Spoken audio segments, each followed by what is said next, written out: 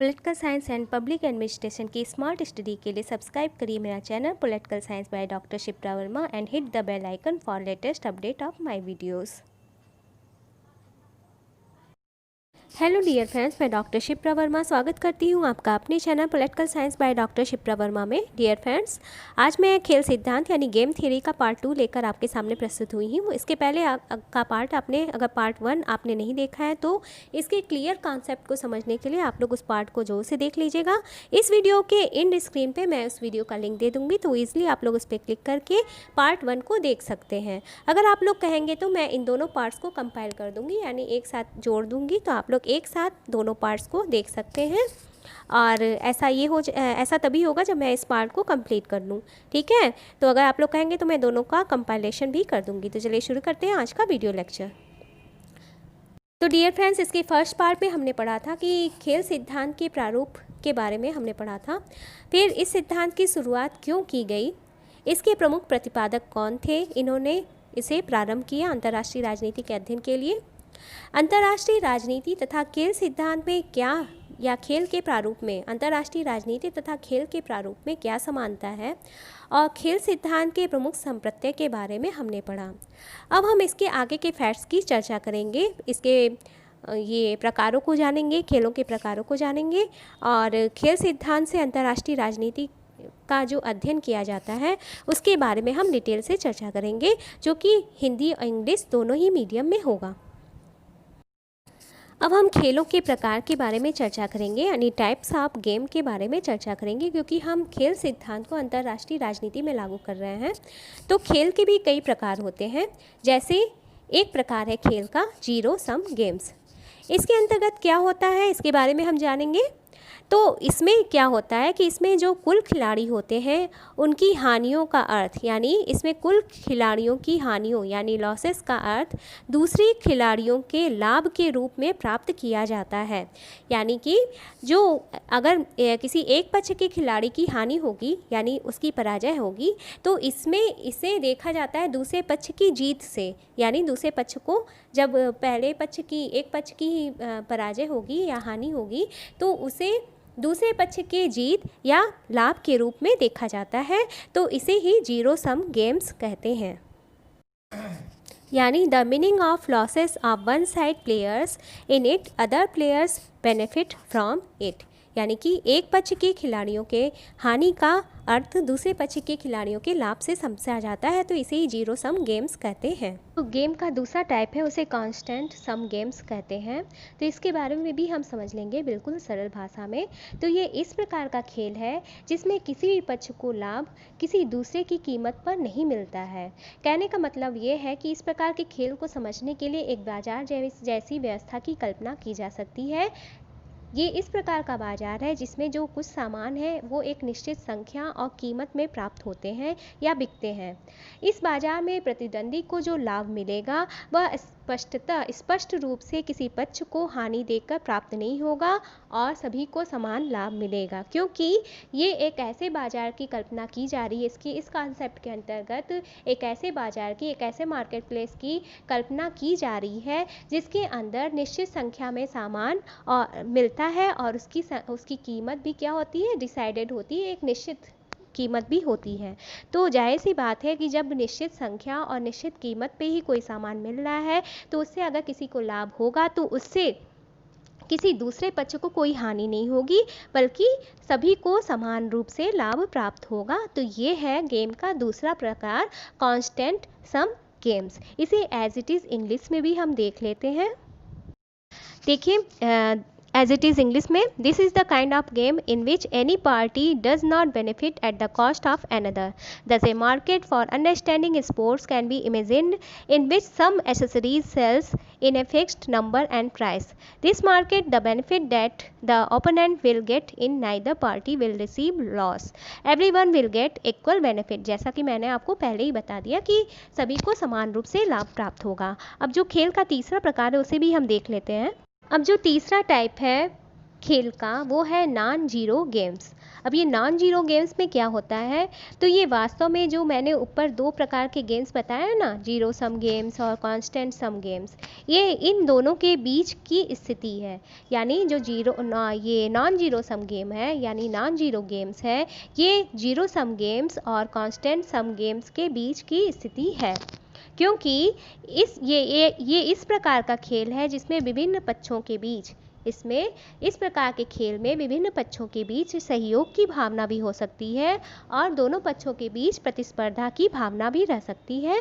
तो ये है नॉन जीरो गेम्स का कॉन्सेप्ट। इसे एज इट इज़ इंग्लिश में भी हम देखेंगे। तो this type of game both types above indicates the middle position of the games. In this, between the different sides of the games, there can be competition and cooperation too. तो ये था खेल सिद्धांत, खेलों के प्रकार का हमने अध्ययन किया अभी तक कि खेल सिद्धांत के अंतर्गत जो खेलों के प्रकार बताए गए हैं वो क्या हैं। अब हम देखेंगे कि खेल सिद्धांत से अंतर्राष्ट्रीय राजनीति का अध्ययन किस प्रकार से किया जाता है, यानी इसको किस प्रकार से ये अप्लाई किया जाता है अंतर्राष्ट्रीय राजनीति का अध्ययन करने के लिए। तो इसे हम बिल्कुल सरल भाषा में देखेंगे आगे।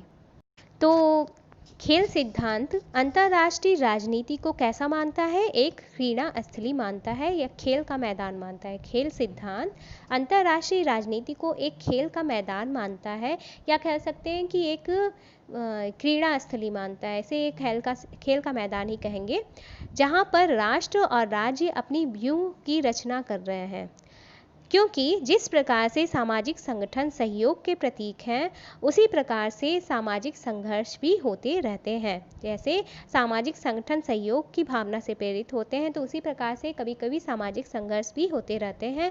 जैसा कि इस समय चल रहा है, करंट पोजीशन क्या चल रहा है, सामाजिक संघर्ष ही हो रहा है ना वहाँ चाइना और भारत के बीच में। और ऐसी स्थिति में जब एक ऐसी स्थिति उत्पन्न हो जाती है, यानी जो संघर्ष की स्थिति है, जब वो अपने चरम सीमा पर पहुंच जाती है, तो क्या होता है, उसका परिणाम किस रूप में सामने आता है, जिसका परिणाम युद्ध के रूप में सामने आता है। क्योंकि जब सामाजिक संघर्ष अपनी चरम सीमा पर पहुंचता है तो युद्ध की स्थिति उत्पन्न हो जाती है। क्योंकि मनुष्य एक सामाजिक प्रवृत्ति का प्राणी है, तो मनुष्य की जो सामाजिक प्रवृत्ति है उसको रचनात्मक ढंग से नियमित किया जा सकता है। और इसका मुख्य उदाहरण क्या है, खेल का मैदान। क्योंकि खेल का मैदान एक ऐसा प्लेस है जहाँ पे दो स्पष्ट दल होते हैं और प्रतिद्वंदिता भी होती है। जब खेल के मैदान में दो स्पष्ट दल होते हैं और उनके बीच प्रतिद्वंदिता की भावना भी होती है, कंपटीशन भी होता है। तो और प्रत्येक दल और जो वो दोनों दल हैं वो केवल सिर्फ और सिर्फ अपनी विजय को ही प्राप्त करना चाहते हैं और उनका एकमात्र उद्देश्य होता है अपने विरोधी को पराजित करना। तो यही कह रहा है कि जो खेल सिद्धांत के प्रतिपादक हैं वो अंतर्राष्ट्रीय राजनीति को एक क्रीड़ा स्थली या खेल का मैदान मानकर अंतर्राष्ट्रीय राजनीति का अध्ययन करते हैं। इसे हम एज इट इज़ इंग्लिश में भी समझ लेंगे कि game theory is a place for international politics believes where the nation and state have their own area or creating just as social organizations symbolize cooperation in the same way. Social conflicts also continue. When the conflict reaches its final limit, wars occur. But social instinct of man can also be regulated constructively, and its prime example is playgrounds, where there are two clear parties. There is rivalry and each party only wants its victory and wants to defeat his adversary. अब हम आगे देख लेते हैं। देखिए आगे हम इसे इस तरह से समझेंगे कि जो अंतर्राष्ट्रीय राजनीति में खेल सिद्धांत में विश्वास करने वाले लोग हैं वो क्या करते हैं, अंतर्राष्ट्रीय राजनीति को समझने के लिए खेल की तरह से एक मॉडल को बना लेते हैं और इस मॉडल को वे अंतर्राष्ट्रीय राजनीति के अध्ययन पर लागू करते हैं। इस मॉडल के अंतर्गत क्या क्या चीज़ें होती हैं, क्या क्या अवधारणाएं होती हैं। ये अवधारणाएं हैं शक्ति, निर्णय, विवाद, सहयोग। यानी शक्ति यानी पावर, निर्णय यानी डिसीजन, विवाद यानी कॉन्फ्लिक्ट और सहयोग यानी कोऑपरेशन। तो ये जो खेल का मॉडल बनाया जाता है ना, जब अंतर्राष्ट्रीय राजनीति में खेल सिद्धांत का प्रयोग किया जाता है अंतर्राष्ट्रीय राजनीति के अध्ययन के लिए, तो जो मॉडल बनाया जाता है उसमें ये जो अवधारणाएं शक्ति, निर्णय, विवाद और सहयोग की, तो ये प्रमुख अवधारणाएं हैं जिन्हें लागू किया जाता है अंतर्राष्ट्रीय राजनीति का अध्ययन करने के लिए। इस मॉडल के अंतर्गत जो राष्ट्र होते हैं वे अपने राष्ट्रीय हितों की पूर्ति के लिए मतलब इस मॉडल में जो राष्ट्र हैं जिनको अपने राष्ट्रीय हितों की पूर्ति करनी होती है उन्हें क्या समझा जाता है, खिलाड़ियों के समान, प्रतियोगिता कर रहे खिलाड़ियों के समान समझा जाता है। ठीक है, इसे एज इट इज़ इंग्लिश में भी हम देखेंगे। To believe in the game theory of international politics people make a model of the game and this model of international politics, the study applies power. In this model, controversy and cooperation are key concepts. In this model, nations have to fulfill their national interests similar to the players competing for correct up to be. तो as it is हमने English में भी देख लिया, आगे हम देखेंगे कि क्या इसका महत्व है, अध्ययन का महत्व है खेल सिद्धांत का प्रयोग करके। जिस प्रकार से खेल प्रतियोगिताओं के नियम बिल्कुल स्पष्ट एवं पूर्व निश्चित होते हैं और एक निर्णायक यानी रेफरी बिल्कुल तटस्थ और निष्पक्ष रहकर दोनों पक्षों को खिलवाता रहता है या खिलाता रहता है और उन दोनों पक्षों से नियमों का पालन करवाता रहता है। ठीक उसी प्रकार से अंतर्राष्ट्रीय क्षेत्र के अंदर भी कुछ स्पष्ट नियम होते हैं, क्योंकि जिन्हें हम मानव स्वभाव के प्राकृतिक नियमों की संज्ञा देते हैं। जो अंतर्राष्ट्रीय क्षेत्र में कहा रहा है कि जिस तरह से खेल के मैदान के प्रत्येक खेल के कुछ स्पष्ट नियम होते हैं और एक निर्णायक कौन होता है, एक रेफरी होता है जो कि दोनों पक्ष के खिलाड़ियों से नियमों का पालन भी करवाता है और दोनों पक्षों पूरा निष्पक्ष एवं तटस्थ रहकर उनसे उन सभी नियमों का पालन करवाता है। तो वही कह रहा है उसी प्रकार से अंतर्राष्ट्रीय क्षेत्र के भी कुछ स्पष्ट नियम होते हैं, क्योंकि जो मानव स्वभाव के प्राकृतिक, इन्हें हम कैसे नियमों की संज्ञा देंगे, मानव स्वभाव के प्राकृतिक नियमों की संज्ञा देते हैं।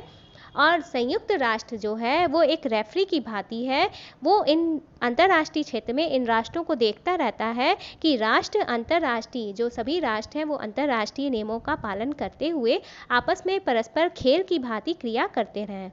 जो संयुक्त राष्ट्र है उसे रेफरी माना जा रहा है। इसके अंतर्गत जब हम अध्ययन करते हैं खेल सिद्धांत के द्वारा अंतर्राष्ट्रीय राजनीति का, तो वही है कि खेल जिस प्रकार से खेल के कुछ स्पष्ट नियम होते हैं और एक निर्णायक और पूरा निष्पक्ष एवं तटस्थ रहकर दोनों पक्ष के खिलाड़ियों से सभी नियमों का पालन करवाता है और वे उनके बीच खेल करवाता है, उसी प्रकार से अंतर्राष्ट्रीय क्षेत्र के भी कुछ नियम होते हैं, कुछ कानून होते हैं, कुछ मानदंड होते हैं। और संयुक्त राष्ट्र एक रेफरी की भांति संयुक्त राष्ट्र का काम है एक रेफरी की भांति ये देखना कि जो अंतर्राष्ट्रीय क्षेत्र में जितने भी राष्ट्र हैं वो इन नियमों का पालन कर रहे हैं कि नहीं। The way rules of sports competitions are absolutely clear and predetermined, and one deceive keeps feeding and gets the rules to be followed. Similarly, there are clear rules in the international arena as well that we call the natural laws of human nature. The United Nations keeps watching like a referee that nations follow international rules continue to act like a mutual game. सामान्यतः खेल सिद्धांत के समर्थक अंतर्राष्ट्रीय राजनीति में किसी भी संघर्ष के समय मोटे रूप से 5 प्रश्न पूछते हैं। Generally international supporters of game theory largely during a conflict in politics ask 5 questions. ये 5 क्वेश्चन कौन कौन से हैं इन्हें भी हम जान लेते हैं और इन्हें जानना बहुत ज़रूरी भी है अगर हम खेल सिद्धांत का अध्ययन कर रहे हैं तो।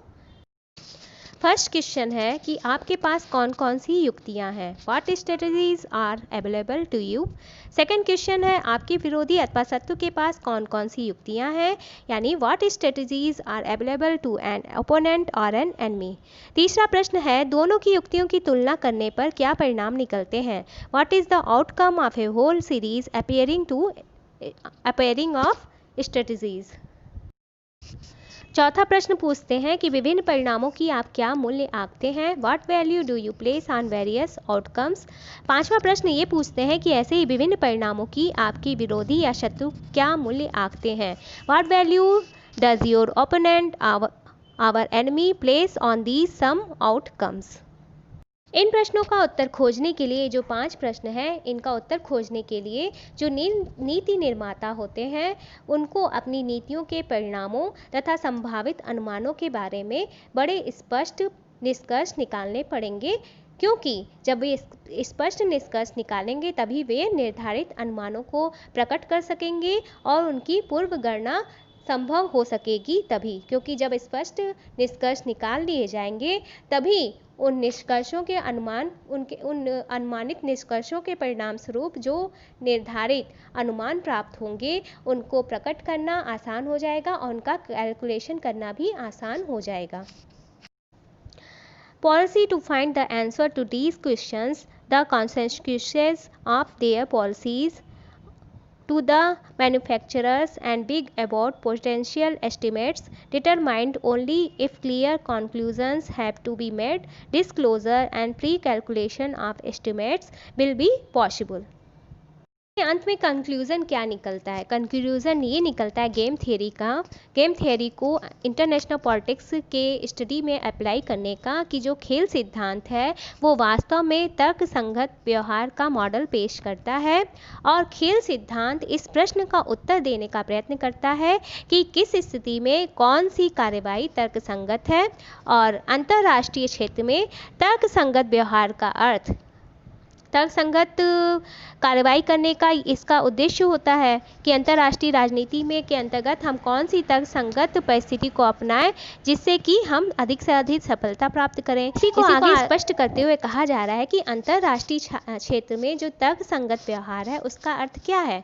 उसका सिर्फ एक ही अर्थ है। क्या अर्थ है इसका? कि हम ऐसी कार्रवाई को अपनाएं, हमारे द्वारा जो कार्रवाई अपनाई जाए या विदेश नीति के क्षेत्र में जो राष्ट्र हैं वो ऐसे निर्णय लें जिससे उन्हें विजय के अधिकतर अवसर प्राप्त हों। देखिए, अंतर्राष्ट्रीय राजनीति में जो प्रत्येक राष्ट्र हैं उनका एकमात्र उद्देश्य होता है अपने राष्ट्रीय हितों की पूर्ति करना, और ये राष्ट्रीय हितों की पूर्ति करना ही प्रत्येक राष्ट्र के विदेश नीति का आधारभूत तत्व या सिद्धांत होता है।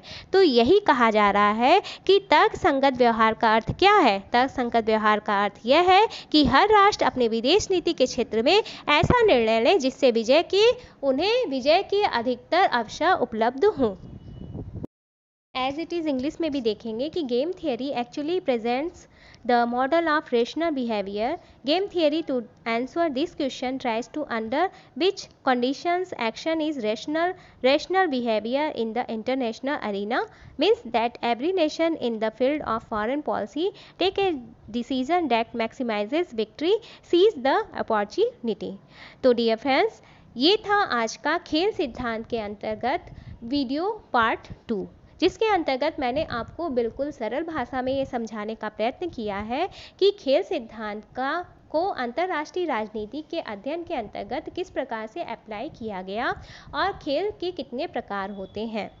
तो आशा करती हूँ आपको ये वीडियो लेक्चर ज़रूर पसंद आया होगा। अगर आपको ये वीडियो लेक्चर पसंद आया है तो इसे लाइक करके मुझे मोटिवेट ज़रूर से करिएगा, क्योंकि आपके द्वारा किया गया लाइक मुझे मोटिवेशन प्रदान करता है। इसी तरह के अगर आपको किसी अन्य टॉपिक पर लेक्चर वीडियो चाहिए तो आप लोग मुझे कमेंट करके ज़रूर से बता सकते हैं। आपके सुझाव मेरे लिए आपके सुझाव हमेशा आमंत्रित हैं, तो आप लोग मुझे अपना सुझाव ज़रूर से दिया करिए। अगर आपको किसी और टॉपिक पे जिसमें आपको प्रॉब्लम है बिल्कुल सरल भाषा में उसका एक्सप्लेनेशन चाहते हैं तो आप लोग मुझे कमेंट कर सकते हैं। और इसके एंड स्क्रीन पर मैं इसके फर्स्ट पार्ट का लिंक प्रोवाइड कर दूंगी, तो आप लोगों ने अगर फर्स्ट पार्ट नहीं देखा है तो उसे भी जरूर से देखिएगा। और इसी तरह के अन्य उपयोगी वीडियो लेक्चर्स के साथ आपके सामने फिर से प्रस्तुत होंगी, प्रैक्टिस सेट के साथ फिर से प्रस्तुत होंगी। तब तक के लिए बाय, टेक केयर।